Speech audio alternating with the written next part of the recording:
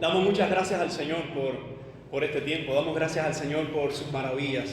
Sus misericordias, dice la palabra, son nuevas cada mañana. Y qué bendición que hoy podamos bendecirle desde nuestros hogares, desde cada lugar donde nos encontremos hoy, y podamos decir de que Dios es santo y Dios es bendito. Quiero invitarles a hacer una oración al Padre Celestial. Señor, te damos gracias porque tú eres Dios. Gracias porque no hay nadie como tú. Gracias porque tú eres santo, eres poderoso, eres bendito. Gracias por este día, la oportunidad de poder compartir tu palabra. Rogamos que nos hables a través de ella. En el nombre de Cristo Jesús, Señor. Confronta nuestras vidas con tu palabra y que tu Espíritu Santo sea nuestro maestro en este día. En el nombre de Jesucristo te damos gracias y te decimos amén y amén. Y hoy vamos a continuar con la serie de sermones expositivos de Filipenses. Filipenses capítulo 1, y hoy nos corresponde desde los versos 12 al verso 30. Filipenses capítulo 1, desde el versículo 12 al verso 30. Y si nosotros hablamos de lo que está viviendo nuestra generación hoy, lo que está viviendo incluso hoy mismo nuestra nación, tengo como propósito argumentar desde la perspectiva de Pablo cómo a pesar de las pruebas y a pesar de los tiempos peligrosos que estamos viviendo los cristianos hoy, podemos tener una actitud de victoriosos en Cristo. Por eso he titulado esta predicación Tiempos peligrosos, actitud de victoriosos. ¿Sabe que la palabra alarma, esa palabra que nosotros tenemos en español, alarma, viene del grito francés alarme? Más o menos suena así en francés. Y fíjense que lo que significa en francés es a las armas, alertando a los hombres armados para que se preparen para la acción, porque puede haber aparecido un enemigo. Así que incluso la palabra alarma que tenemos en español, alarma, viene de esa antigua connotación a las armas entre los franceses. ¿Sabe que hoy tenemos diferentes tipos de alarmas, no es verdad? Tenemos alarmas de incendio, alarmas personales, alarmas que se le ponen a los equipos, alarmas ante desastres naturales. Pero el problema no son las alarmas tienen un propósito. El problema es la actitud que nosotros tomamos frente a las alarmas. Sabemos que por mucho tiempo, incluso con los fenómenos naturales como los terremotos, ¿verdad?, los huracanes, se ponen las diferentes fases de alarma. Y hay personas que no son obedientes a esas alarmas y con una actitud irresponsable terminan perdiendo la vida muchos de ellos. ¿Sabe que en nuestra sociedad se han disparado hoy muchas alarmas? Nuestra sociedad hoy cada vez más corrompida, tenemos más perversiones sexuales, tenemos incluso en nuestra nación propuestas de leyes e incluso leyes que aprueban el pecado, que bajo una falacia y una mentira de que todos somos iguales, que hay que respetarnos, que los derechos humanos y todas estas cosas, lo que se está haciendo es poniendo en detrimento las verdades de Dios. Esas alarmas ya se dispararon hace mucho tiempo, pero es triste ver cómo algunos cristianos hoy, ante esas alarmas, no están haciendo nada. Es triste ver cómo muchos hoy, ante las alarmas que el pecado ha disparado, simplemente se han callado. Y yo creo que se está cumpliendo en gran parte muchos de esos textos, como que en los últimos tiempos el amor de muchos se enfriaría. En los últimos tiempos ese grupo de cobardes que va a terminar en Apocalipsis, como dice Apocalipsis, en el infierno, ese grupo de cobardes los estamos viendo hoy. Gente que dice, yo no me meto en eso. Gente que está viendo propuestas de leyes en nuestra nación, donde se quiere aprobar leyes pecaminosas. Ayer hablaba con un amigo y coincidíamos los dos en que esto que está proponiendo nuestro país sobre matrimonio igualitario, matrimonio homosexual, nos va a costar a muchos cristianos. Tiempos peligrosos, actitud de victoriosos. En el contexto de esta carta, Pablo nos está compartiendo 3 actitudes de creyentes victoriosos que nosotros debemos experimentar, desarrollar y vivir en medio de estos tiempos pero tan peligrosos, y eso es lo que vamos a ver hoy en los versos del 12 al 30. Tiempos peligrosos, actitud de victoriosos. ¿Qué actitud tomamos ante una generación que no solo está en decadencia moral, sino que está promoviendo la inmoralidad? Muchos están levantando sus banderas diciendo: al fin alguien se preocupa por nosotros. Quiero hablar de esas tres actitudes de victoriosos, de gente de guerra, de gente de paz. Y uno dice: ¿cómo se entiende eso, pastor? Que los cristianos somos gente de guerra y gente de paz. Gente de guerra espiritual, porque nuestra batalla no es contra sangre y carne. Y gente de paz, porque es lo que Cristo nos vino a dar y es lo que Él solo puede dar. Así que la primera actitud de victorioso frente a los tiempos peligrosos es gozarse en Cristo a pesar de las pruebas. Y eso se encuentra en los versos del 12 al 18. Pero quiero hablar primeramente cómo el Evangelio progresa a pesar de los obstáculos. Leo el verso 12 y 13. Quiero que sepáis, hermanos, que las cosas que me han sucedido han redundado más bien para el progreso del Evangelio. De tal manera que mis prisiones se hacen patentes en Cristo, en todo el pretorio y a todos los demás. Recordemos que Pablo estaba preso por su fe en Jesucristo. Pablo se encuentra en una prisión, no por ser un malhechor, sino por ser un bendito que predica la palabra. Y eso, en medio de una generación que no le gusta la palabra, es no solo anticuado, sino que es un delito. De hecho, dice que las cosas que le han sucedido han servido para progreso del Evangelio. ¿Qué le había sucedido a Pablo? Pablo, por ser predicador del Evangelio, Pablo, por ser predicador de Jesucristo, ahora lo que está recibiendo es una prisión.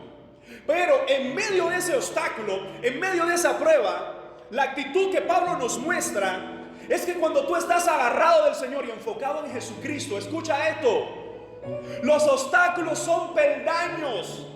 Hay veces cristianos que cuando se le presenta un problema en la vida, se le derrumba el mundo. Hay cristianos que cuando presentan situaciones difíciles, dicen: Señor, ya no hay esperanza, no puedo más. Y la diferencia de alguien que está agarrado de Cristo, de alguien que sabe que su gozo se encuentra en Cristo, es que cada vez que ve un obstáculo, lo que está viendo es un peldaño para seguir caminando, como cantábamos hace unos minutos.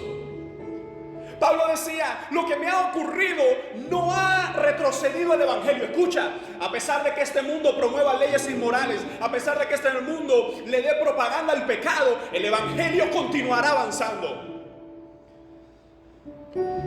Yo sé que esto que voy a decir va a caerle mal a muchos creyentes. En estos días algunos pastores por las redes sociales en Cuba han puesto algunas profecías, según ellos, de que para Cuba viene avivamiento. Yo no veo avivamiento para Cuba. Yo voy a esperar. Si se cumplen esas profecías, venían de Dios. Si no se cumple, como dice la palabra, evidentemente Dios no habló. Pero lo que estoy percibiendo en el mundo espiritual, y no estoy diciendo que esto sea una profecía, esto es simplemente discernimiento de hacia dónde va nuestra nación y nuestra generación.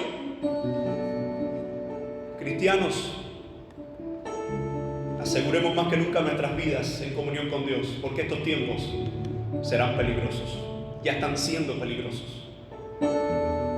Pero a pesar de todo lo que podemos vivir, a pesar incluso de lo que estaba experimentando Pablo, él decía: a pesar de todo lo que me ha acontecido, esto ha servido no para obstáculo, sino para progreso, para avance del Evangelio.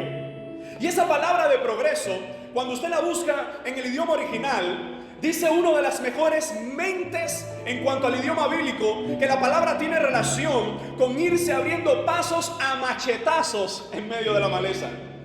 Eso dice uno de los mejores comentaristas del idioma griego.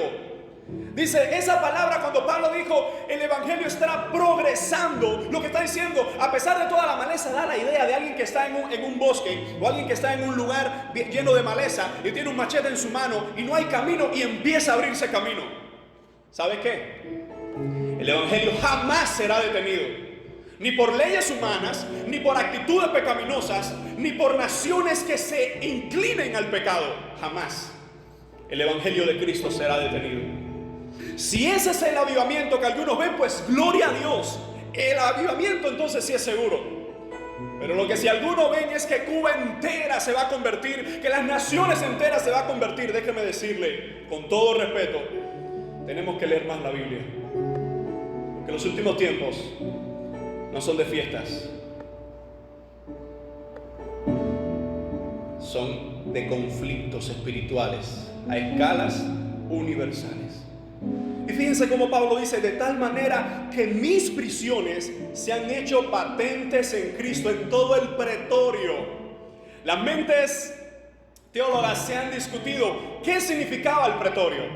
Si usted busca la palabra, la idea es los acuartelados, los soldados romanos. Recordemos que Filipo era una colonia romana y ellos tenían los privilegios de ser ciudadanos romanos. Pero algo importante es que Pablo, como siendo un ciudadano romano, todo parece indicar, y muchos están de acuerdo con esto, que Pablo se encontraba no en una celda, sino en una casa, pero que estaba prisionero. Y dicen muchos comentaristas que lo más seguro es que Pablo tenía en ese pretorio cada 6 horas un soldado romano atado a la mano. Piense por un momento esto. En las 24 horas, porque era por turnos de guardia, en las 24 horas pasaban mínimo 4 soldados que estarían 6 horas atados a Pablo. Algunos pueden mirar esta historia y decir: Pablo, estás preso por predicar a Cristo, eso es una derrota. Mientras que Pablo decía: no, es una oportunidad que por 6 horas un romano me tiene que escuchar sí o sí. ¿Y sabe lo que pasó? Que cuando usted lee Filipenses más adelante, Pablo manda un saludo, dice: la casa de César te saluda. Todo parece indicar que muchos de esos soldados que pasaban 6 horas atados, encadenados a Pablo, para que Pablo no se moviera de ese lugar, para que Pablo recordara que estaba preso, las cadenas de Pablo eran físicas y reales, pero las cadenas de esos romanos al pecado se rompían con la predicación del apóstol.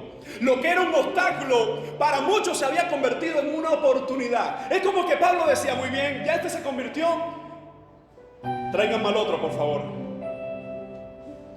Pero piensen que muchos de esos soldados romanos regresaban a su casa y allí compartían que Cristo les había salvado. Por eso Pablo dice: a pesar de todo esto, el evangelio sigue abriéndose camino. Las prisiones del apóstol se habían convertido en el púlpito de la predicación del evangelio. Y hoy hay mucha gente que dice: es que yo no puedo compartir la palabra en mi trabajo, pastor. No, porque ahí está prohibido hablar de religión, ahí está prohibido hablar de Cristo. Muy bien. ¿Por qué no se lo dices a Pablo? Que Pablo no es que tenía prohibido hablar de Cristo, es que por hablar de Cristo ya estaba preso.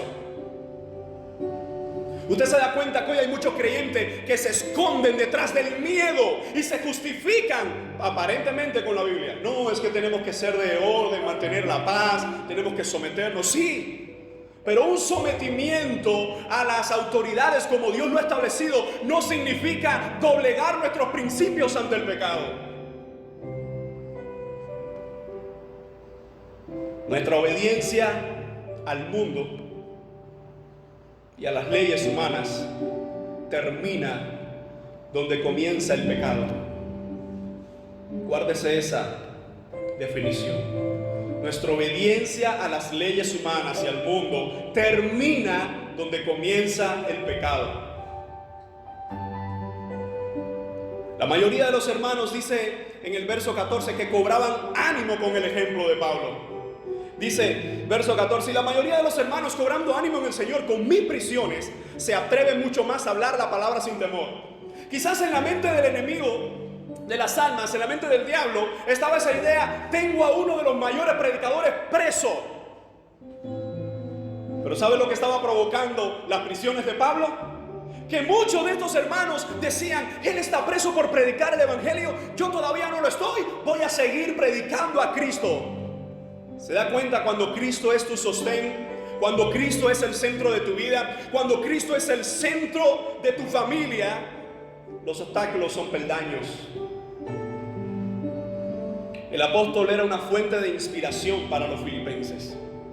El cómo su vida reflejaba el gozo en medio de las pruebas y la predicación del evangelio a pesar de los conflictos animaba a muchos otros. Así somos nosotros hoy. Estamos puestos para animar a los demás, pero una actitud contraria lo que hace es desanimar a muchos. Dice el texto: cobrando ánimo, es decir, confiando en el Señor.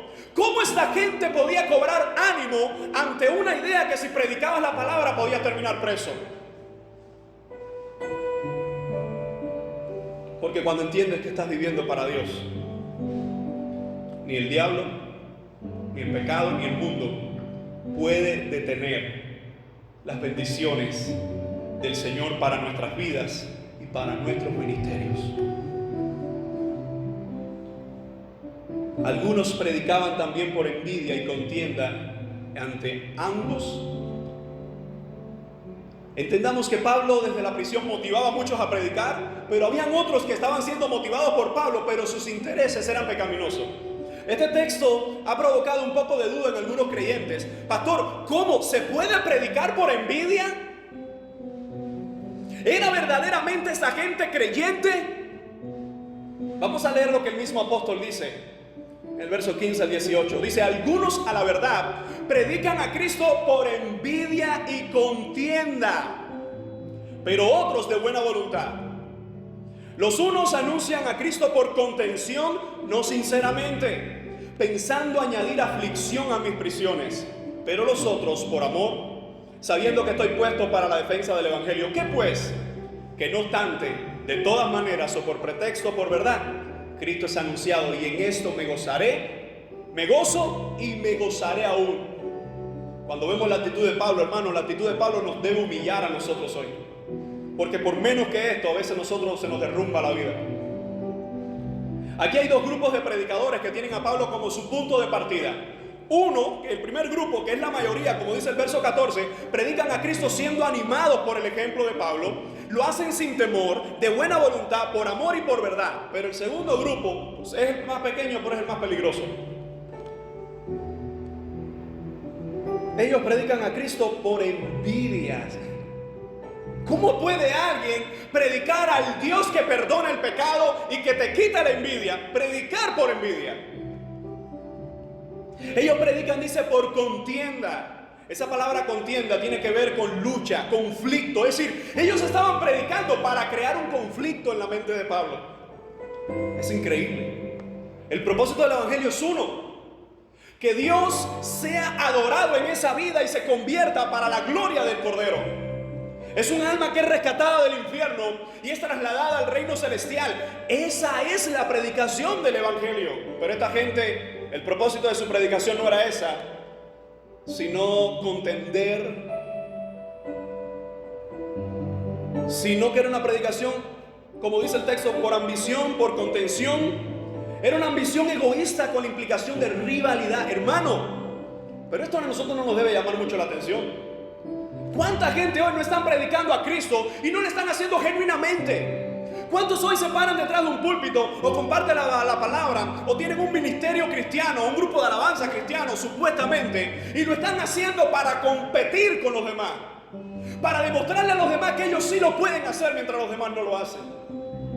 Es increíble que este grupo, que Pablo lo identifica, estaba haciendo algo noble por las razones equivocadas. Eso no es recibido por Dios, pero aún así estaban predicando.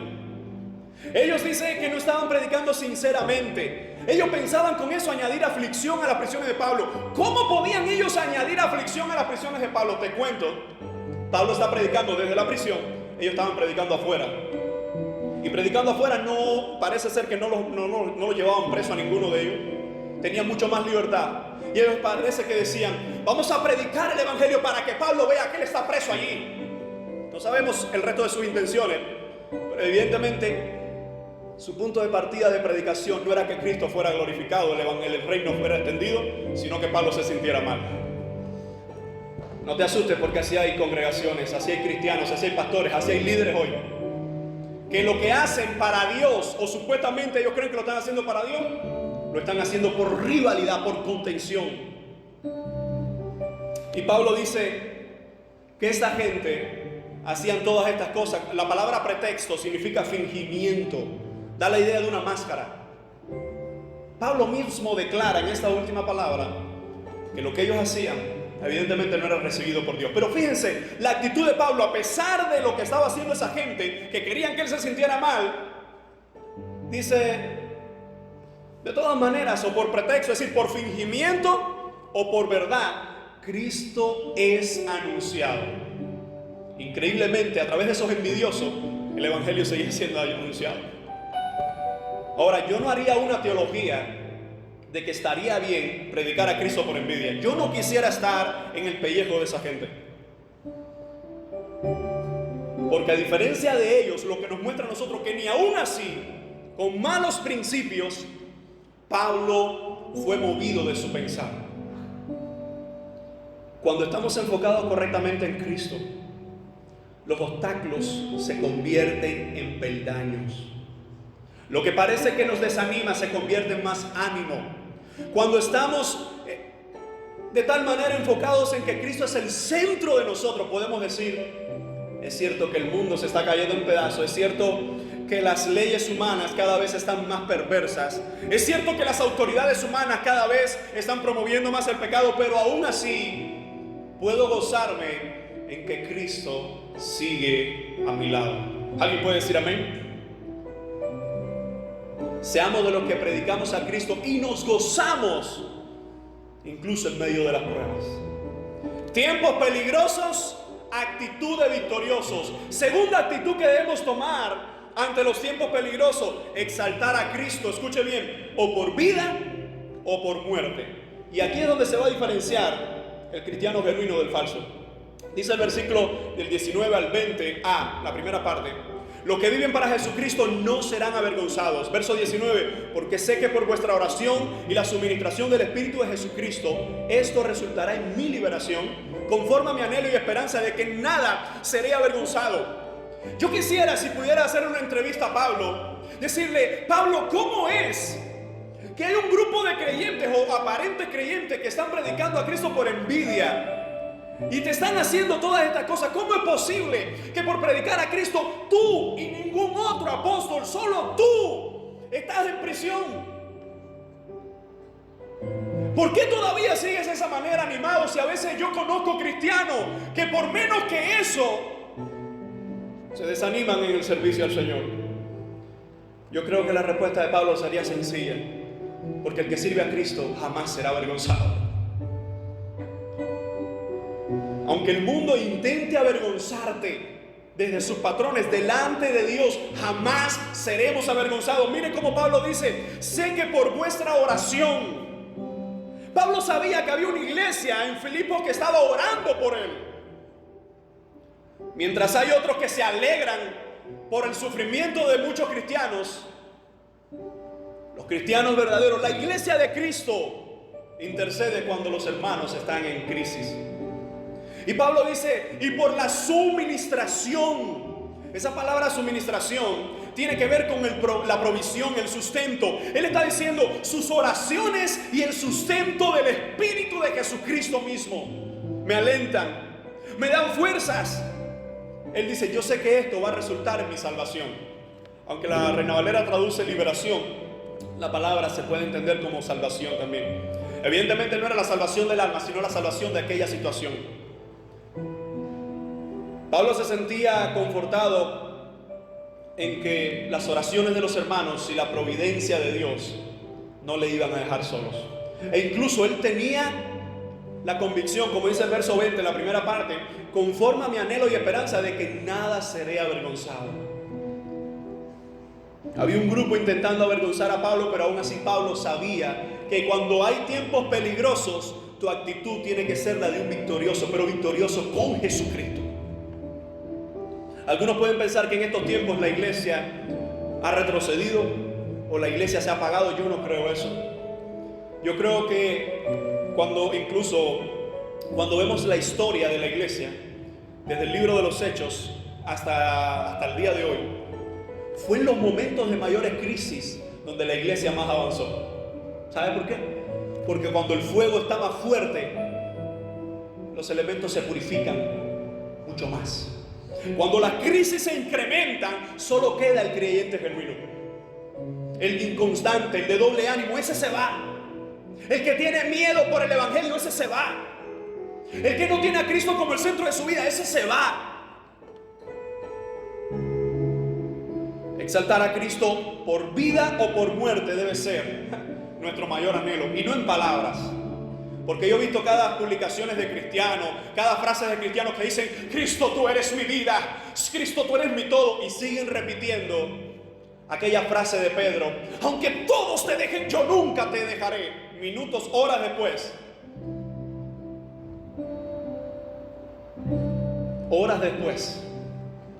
Pedro está corriendo y horas después está diciendo: yo no conozco a ese Señor. Así hay muchos hoy. Dice el versículo 20, la segunda parte: antes bien, con toda confianza, como siempre. Una de las cosas que Pablo nunca perdió fue su confianza, porque él sabía que su confianza era Jesucristo. Dice: ahora también será magnificado. Esa palabra magnificado significa honrar con profundo reconocimiento. Pablo decía: ahora también yo sé que Cristo será honrado grandemente. Y dice: en mi cuerpo. ¿Recuerdan por qué está preso?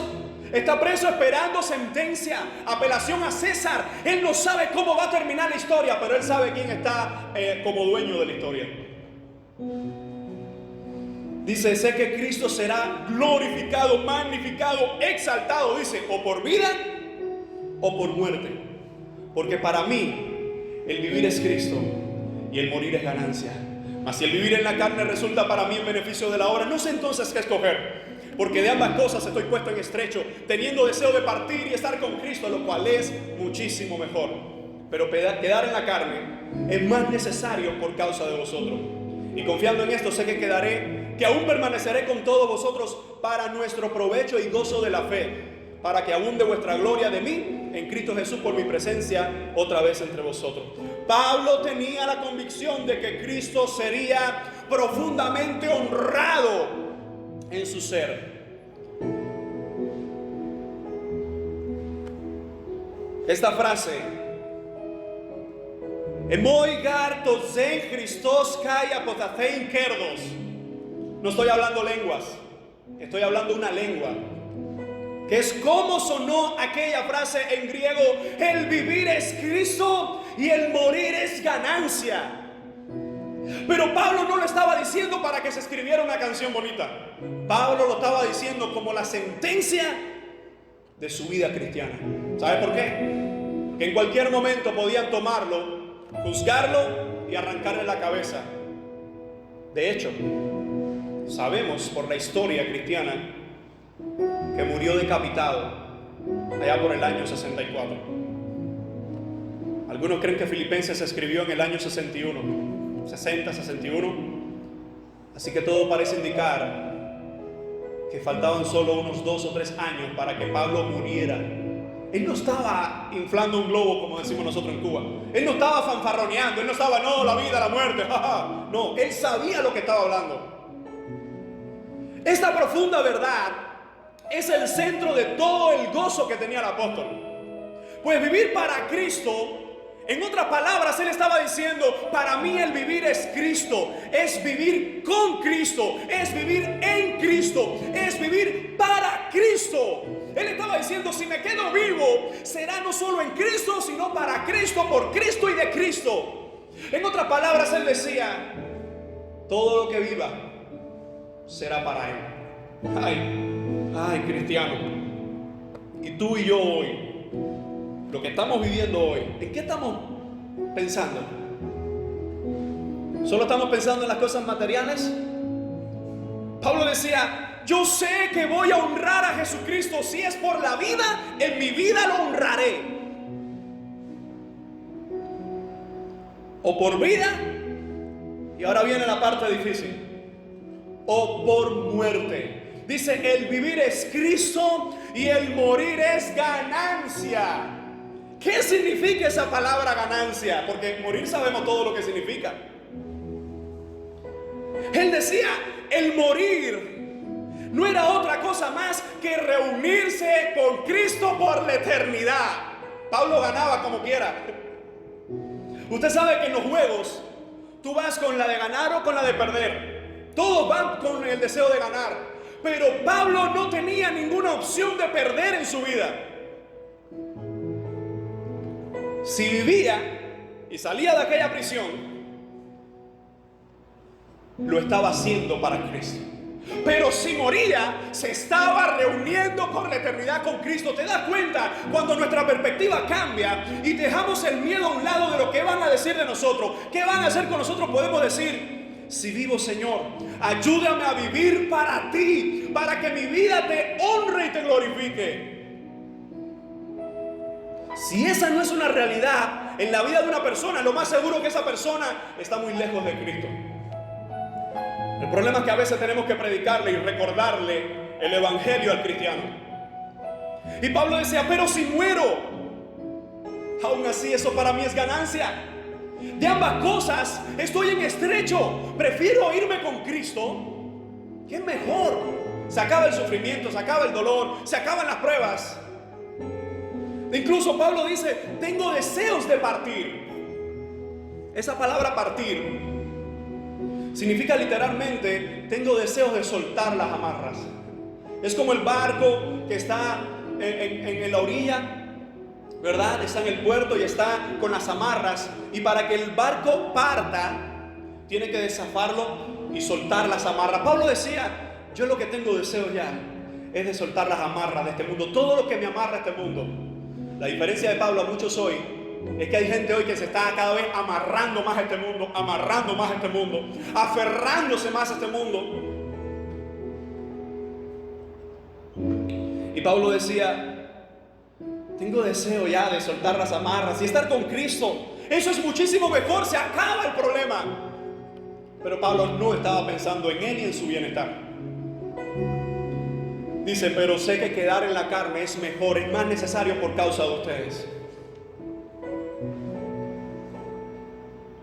¿Te das cuenta que la historia escrita nos recuerda a nosotros cuántas personas han vivido para Cristo y han vivido fieles?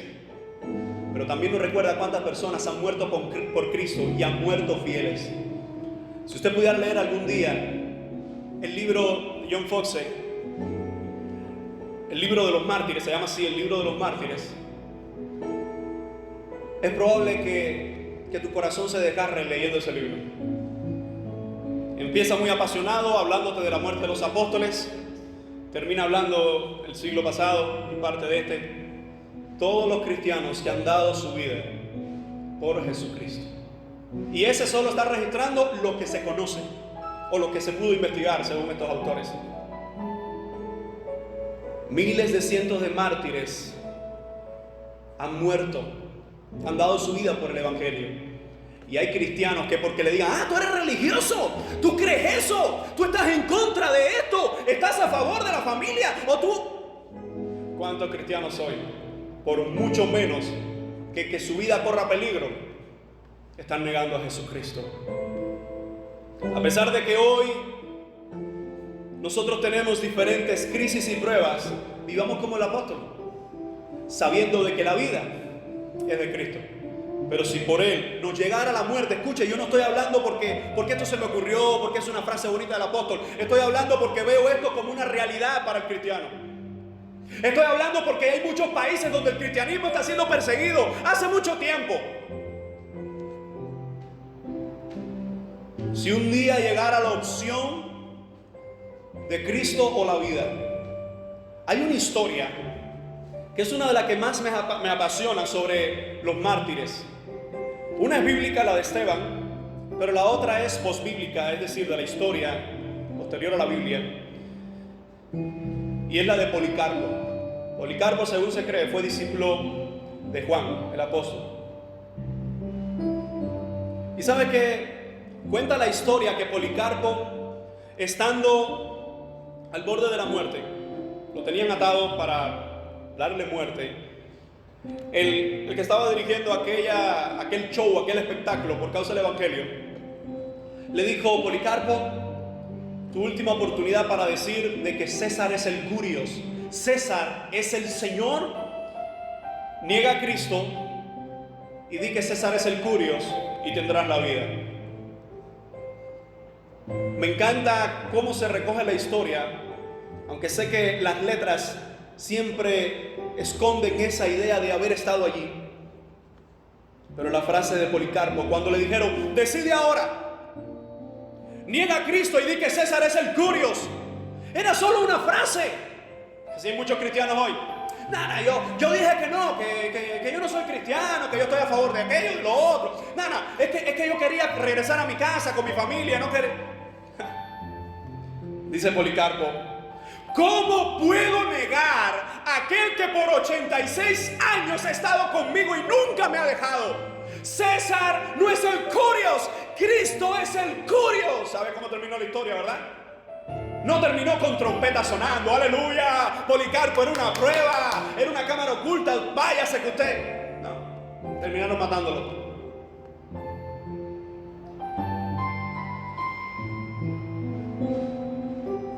¿Quién es Cristo para nosotros hoy? ¿Quién es Cristo para tu vida? ¿Quién es Cristo para mi vida? ¿Quién es Cristo para mi familia? ¿Soy capaz de exaltar a Cristo en la vida y a la muerte? Tiempos peligrosos, actitudes victoriosas. Quiero hablar de la última actitud: padecer por Cristo con firmeza. Lo vamos a encontrar en los versos del 27 al 30. Dice el primero, versos 27 y 28, un mandato que es para todo tiempo. Solamente, dijo Pablo, que os comportéis como es digno del evangelio de Cristo, para que sea que vaya a veros o que esté ausente, oiga de vosotros que estáis firmes en un mismo espíritu, combatiendo unánime por la fe del evangelio, y en nada intimidados por los que se oponen, que para ellos ciertamente es indicio de perdición, mas para vosotros es salvación. Y esto viene de Dios. Pablo le pide a los filipenses que se comporten. La palabra comportense tiene estrecha relación, que actúen como un ciudadano correcto. Una de las cosas que tenían los filipenses es que ellos, como ciudad, ellos se mofaban de que tenían una ciudadanía romana. Ellos se mofaban de que tenían los privilegios de los romanos.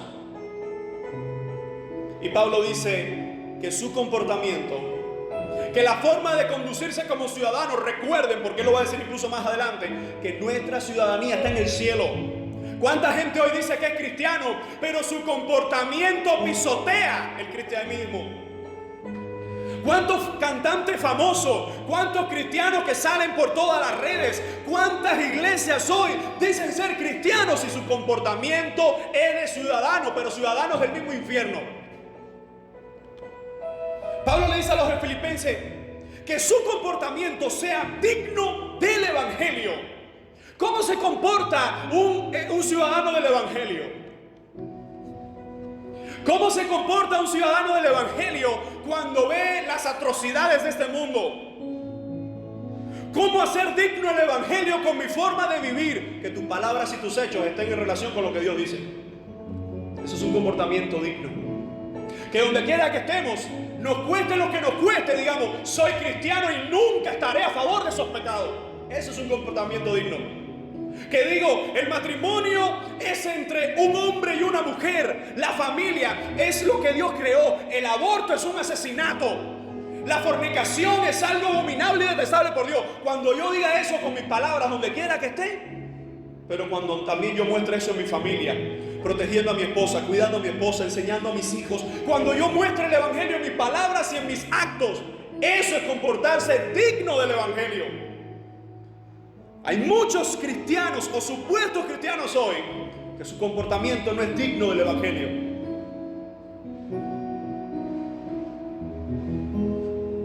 Significa vivir conforme a la responsabilidad que el evangelio impone.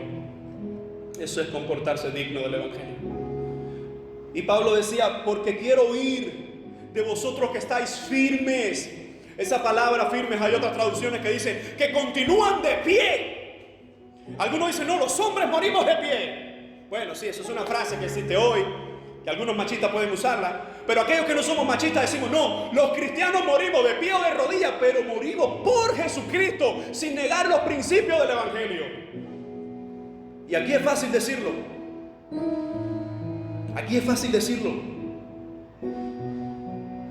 Ayer estoy en varios grupos de esto del internet. Sí lo uso, por supuesto que lo estoy usando. Algunos dicen, no, yo no voy a usar eso. Tenemos que, como cristianos, hacer que nuestra voz se escuche donde quiera que estemos. Y he visto en grupos abiertos que un cristiano hace una publicación promoviendo las cosas de Dios, y muchos cristianos que comentan de todo y ponen fotos de todo, eso ni lo miran. Y yo digo, si tienen miedo a las redes sociales, ¿cuánto miedo más no van a tener cuando en el trabajo le digan, ¿eres cristiano o no? Si eres cristiano, sobras aquí. ¿Cuánto miedo hay hoy en medio de muchos creyentes? Pero dice Pablo, sabiendo que están en un mismo espíritu, en Cristo mismo, combatiendo unánimes. Literalmente el texto dice, combatiendo en una misma alma por la fe del evangelio. Te das cuenta que la vida cristiana es una vida de combate espiritual. Y Pablo dice, y en nada, intimidados. Cristiano, no dejes que el mundo te intimide. No dejes que la sociedad te intimide. Yo no voy a promover jamás salir, ¿verdad?, a hacer una manifestación de odio, jamás. Pero si quieren preguntarme, entrevistarme, a interrogarme, incluso encarcelarme por lo que creo que Cristo es Dios y su palabra es santa, y lo que vaya en contra de ella es pecado, pues que lo hagan. Esa decisión la tomé hace mucho tiempo. Señor, quiero servirte, y las consecuencias que eso traiga, estoy en tus manos. Mi familia, si yo falto un día, está en tus manos. ¿De qué le sirve a la gente negar a Dios por cuidar un poco más su familia, por tener un poco más años de vida, por tener un poquito más de salario, por tener un poco de aprobación de los hombres, cuando dentro de 100 años vas a terminar en el mismo infierno? Pablo dice, no se dejen intimidar, no tengan miedo o estén asustados por los que se oponen. Porque para ellos, dice, eso es indicio de su condición, están perdidos. Pero para nosotros es una respuesta de la salvación, que esta viene de Dios. No teniendo miedo por estas cosas, los enemigos del evangelio, ¿sabe lo que van a experimentar? Perdición. ¿Sabe lo que van a experimentar aquellos que van contra Dios y sus leyes?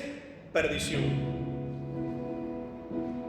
Y Pablo habla en el versículo 29 y 30, una dádiva de gracia doble para todo creyente. Y esta es la que a veces no nos gusta a nosotros. Dice el verso 29, porque a vosotros os es concedido, y esa palabra os es concedido, significa os es dado generosamente. Es un don, es un regalo de gracia. A causa de Cristo, no solo que creáis en Él. Tú y yo sabemos que la salvación es un regalo. Tú y yo sabemos que el creer es un don sobrenatural que viene de Dios. Pero no es ese el que Pablo hace énfasis aquí. Es el segundo. Dice, no solo que creáis en Él, sino también que padezcáis por Él. Hay que sufrir. Y la diferencia entre una persona que es masoquista a un cristiano que sufre es que el masoquista le encanta, busca el sufrimiento. El cristiano no tiene que buscarlo, viene solo el sufrimiento por causa del evangelio. Estamos llamados a sufrir por causa de Cristo. Si pensaste que todo el tiempo iba a ser así, en que no te iban a decir nada por ser cristiano, estabas equivocado. ¿Sabe cuántos cristianos asintomáticos podemos ver hoy? Sabemos que con esto del virus, ser asintomático es un peligro, no para la persona, sino para los que le rodean.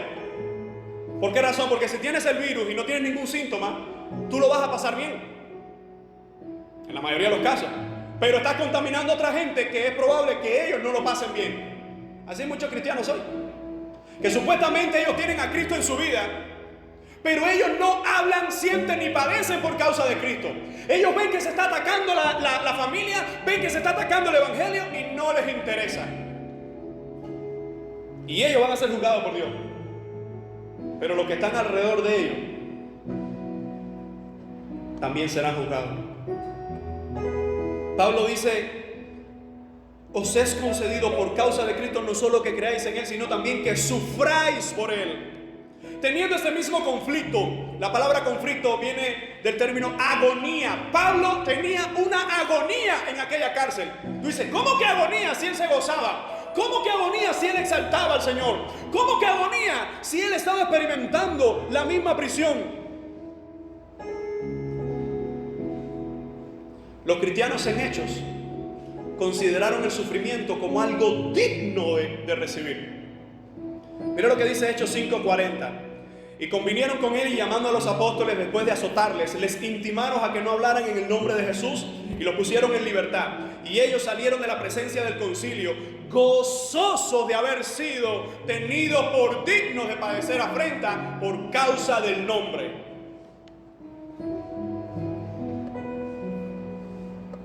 Hoy muchos no quieren padecer o sufrir por Jesucristo. Pero es imposible que estemos viviendo en un mundo depravado, en un mundo pecaminoso, y no suframos por causa del Evangelio. La palabra nos enseña que no solo vamos a padecer por Jesucristo, sino que también nos consideremos dignos de sufrir por causa de Jesucristo. Hace años atrás, algunos cristianos nos cuentan que hubo un tiempo de una persecución en nuestra nación a los cristianos. No era persecución con martillo, no era persecución con hacha, con espada, con pistola, pero era una persecución social donde si eras cristiano te privaban de privilegios e incluso te ponían a pasar trabajos en otras áreas. Y algunos escuchamos esa historia y leemos la historia de la iglesia y leemos el libro de los Hechos, cómo Esteban y otros cristianos fueron perseguidos. La pregunta es hoy, en estos tiempos peligrosos, ¿qué actitud vamos a tomar? Tiempos peligrosos, actitudes victoriosos. Según Pablo, ¿cuál era la primera actitud? En los versos del 12 al 18, gozarse en Cristo a pesar de las pruebas. La segunda actitud, exaltar a Cristo o por vida o por muerte. Y la tercera actitud, padecer por Cristo con firmeza. Recordemos que nuestra actitud debe ser digna de la identidad que tenemos en Cristo.